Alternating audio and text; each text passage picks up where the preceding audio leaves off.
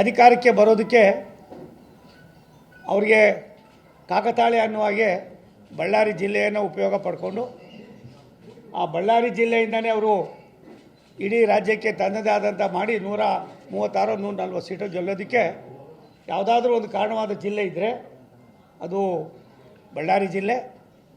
ಆ ಬಳ್ಳಾರಿ ಜಿಲ್ಲೆಯನ್ನು, ಆ ಜಿಲ್ಲೆಯ ಗಾಂಭೀರ್ಯತೆಯನ್ನು, ಆ ಜಿಲ್ಲೆಯ ಇತಿಹಾಸವನ್ನು, ಆ ಜಿಲ್ಲೆಯ ಜನರನ್ನು ಯಾವ ರೀತಿ ನೀವು ನಡ್ಕೊಂಡಿದ್ದೀರಿ ಅನ್ನೋದು 1ನೇ ತಾರೀಕು ಜನವರಿ 26, 2026ಕ್ಕೆ ನಿಮ್ಮ ಯೋಗ್ಯತೆಯನ್ನು ತೋರಿಸಿದ್ದೀರಿ.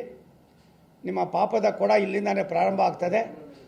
ನನಗನ್ನಿಸ್ತದೆ ಈ ವರ್ಷ ಮುಗಿಯೋದ್ರೊಳಗಡೆ ನೀವೆಲ್ಲಿ ಹೋಗ್ತೀರಿ, ಏನು ಹೋಗ್ತೀರಿ ಅನ್ನೋದಕ್ಕಿಂತ ಹೆಚ್ಚಾಗಿ ಬಳ್ಳಾರಿಯ ಪ್ರಬುದ್ಧ ಮತದಾರರು, ಬಳ್ಳಾರಿ ಜಿಲ್ಲೆಯ ಪ್ರಬುದ್ಧ ಮತದಾರರು ಇವರನ್ನು ಯಾವ ರೀತಿ ಕಳಿಸ್ಬೇಕು ಅನ್ನೋದಕ್ಕೆ ಒಂದು ಸಣ್ಣ ಸಂದೇಶವನ್ನು ನೀವೇ ಕೊಟ್ಟಿದ್ದೀರಿ.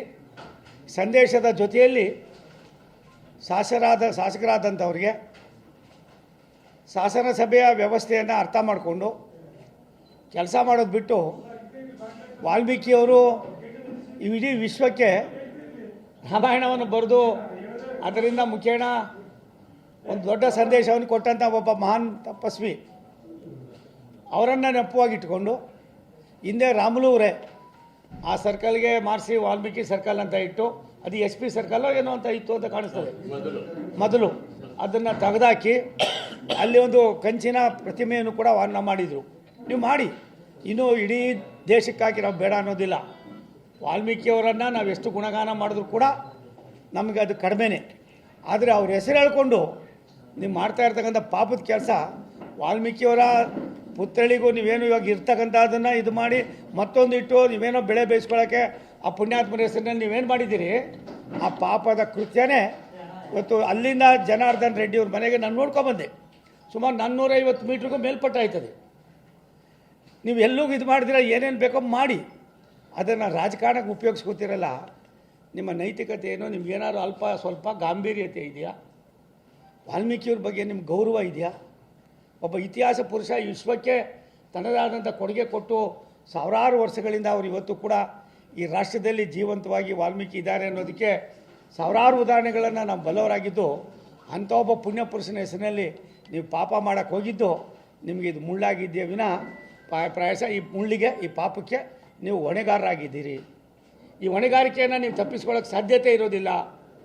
ಒಂದು, ನಾನು ಯಾರ ಸತೀಶ್ ರೆಡ್ಡಿ, ಯಾರವನು ಭರತ್ ರೆಡ್ಡಿ, ಯಾರು ಇವರೆಲ್ಲ?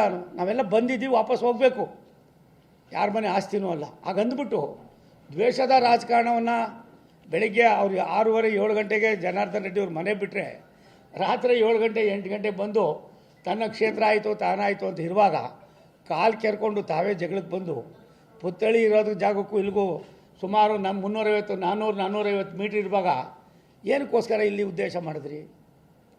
ನಿಮ್ಮ ಕುತಂತ್ರ ಏನು? ನಿಮ್ಮ ಪಾಪದ ಕೃತ್ಯ ಎಲ್ಲಿಗೆ ಅಂತ್ಯ ಆಗಬೇಕಾಗಿತ್ತು? ಏನಾದರೂ ಅವತ್ತು ರಾಮುಲುವರು ಬಂದು ಮಧ್ಯದಲ್ಲಿ ಇದಾಗಿ ತಕ್ಷಣವೇ ಬೇರೆ ಬೇರೆ ಕಾರ್ಯಕರ್ತರು ಮತ್ತೊಬ್ಬರು ಬರಲಿಲ್ಲ ಅಂದರೆ ಜನಾರ್ದನ್ ರೆಡ್ಡಿಯವ್ರ ಪರಿಸ್ಥಿತಿ ಏನಾಗ್ತಾಯಿತ್ತು? ಅವ್ರ ಕುಟುಂಬದ ಪರಿಸ್ಥಿತಿ ಏನಾಗ್ತಾಯಿತ್ತು? ಈ ಗಾಂಭೀರ್ಯತೆಯನ್ನು ಅರ್ಥ ಮಾಡ್ಕೊಳ್ತೀರ. ನೀವು ಮಾಡ್ತಕ್ಕಂಥ ಪಾಪಕ್ಕೆ ಪ್ರಾಯಶ್ಚಿತ್ತ ಇವತ್ತು ನಿಮ್ಗೆ ಕೊಡಲೇಬೇಕಾಯ್ತದೆ. ನನಗನ್ನಿಸ್ತದೆ ಈ ಥರದ ಸನ್ನಿವೇಶಗಳು ನನ್ನ 48 49 ವರ್ಷದ ರಾಜಕಾರಣದಲ್ಲಿ ನಾನು ಕೂಡ 2 ಬಾರಿ ಕಾರ್ಪೊರೇಟರ್ ಆಗಿದ್ದೀನಿ, 5 ಬಾರಿ ಶಾಸಕನಾಗಿದ್ದೀನಿ, 2 ಬಾರಿ ವಿಧಾನ ಪರಿಷತ್ತಿನ ಸದಸ್ಯನಾಗಿದ್ದೀನಿ, 6 ಬಾರಿ ಮಂತ್ರಿ ಆಗಿದ್ದೀನಿ, ಪಾರ್ಲಿಮೆಂಟ್ಗೆ ಹೋಗಿದ್ದೀನಿ. ಪಾರ್ಲಿಮೆಂಟ್ನಲ್ಲೂ ಕೂಡ ಇವತ್ತು ನಾನು ಜವಾಬ್ದಾರಿ ಸ್ಥಾನದಲ್ಲಿದ್ದು ಇಡೀ ವಿಶ್ವವನ್ನು ಸುತ್ತಾಡ್ತಾ ಇದ್ದೀನಿ. ಈ ರೀತಿಯಾಗಿ ನಿಮ್ಮ ನಡವಳಿಕೆ, ನಿಮ್ಮ ದುರಹಂಕಾರ, ನಿಮ್ಮಲ್ಲಿರ್ತಕ್ಕಂಥ ವೆಂಜನ್ಸು, ದ್ವೇಷ, ಇನ್ನೊಬ್ಬರ ಬಗ್ಗೆ ಇರ್ತಕ್ಕಂಥ ಆ ದ್ವೇಷವನ್ನು ನೀವು ಈ ರೀತಿ ಮಾಡಿ ಒಂದು ಕುಟುಂಬವನ್ನೇ ನಾಶ ಮಾಡ್ತೀನಿ ಅನ್ನುವ ನಿಮ್ಮ ಕುತಂತ್ರ ಏನಿದೆ, ಇದಕ್ಕಿಂತ ಹೇಯವಾದ ಕೆಲಸ ಮತ್ತೊಂದಿಲ್ಲ. ನಾನು ಕಾಂಗ್ರೆಸ್